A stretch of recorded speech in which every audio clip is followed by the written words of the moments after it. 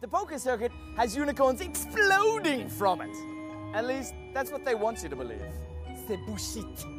This is the real circuit, a visual orgasm, Uncle, orgasm of trash cans, shit-stained hotel rooms, and your favorite poker faces. Mesdames et messieurs, en direct au Hôtel de Rio, je voudrais présenter the circuit.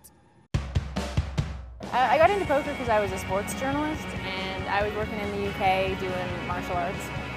And someone offered me a show doing poker and I was like, you know, all right, it's again male dominated, it's kind of what I'm used to, it's pretty aggressive, testosterone filled. So I started doing that show and just fell in love with poker, and actually it kind of took over my life. I traveled for, I don't know, I think I was gone like a third of the year. First it was a quarter of the year, then it was a third of the year, then I started being gone like half of every year, traveling the circuit, mostly in Europe.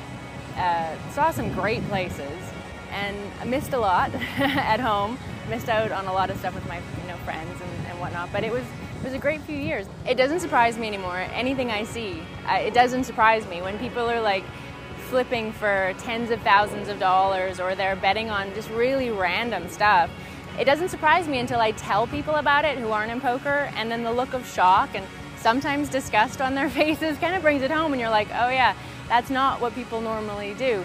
But it goes along with this lifestyle. It's part of why people can play poker, is that they have that sort of feeling about money where it's a number and it's a tool.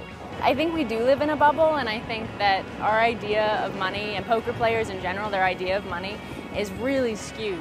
But I think it's how they think about money. But I think the ability to flip for large amounts of money is probably what makes some people good at poker. So it is kind of part of them.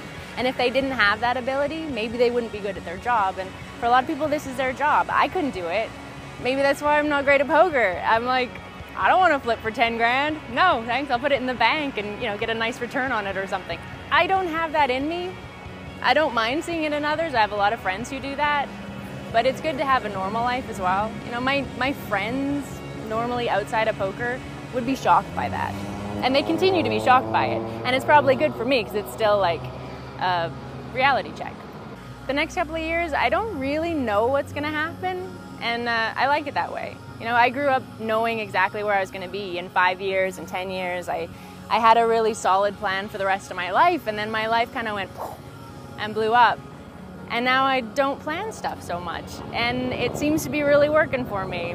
So I got no plans. I like where I am. I like the people I spend time with, and I want to keep having great experiences in poker. Poker lets me do that, I get to travel. At some point I'd love to settle down. It's just not yet. I definitely do not regret any of the time that I've spent on poker, because it's a really crazy lifestyle. It's not something that people normally get to experience. So when I think about it, if I look back on it, even traveling and staying in some terrible hotels sometimes and working really long hours, but it was awesome. We also stayed in amazing hotels. We got to hang out as though we were teenagers, basically, well into our 20s and onwards. And I wouldn't give it up for anything. I used to be a teacher. I used to be a high school teacher. And to be doing this now is like, yeah, it's ridiculous. It's ridiculous. My life kind of got ridiculous, and I love it.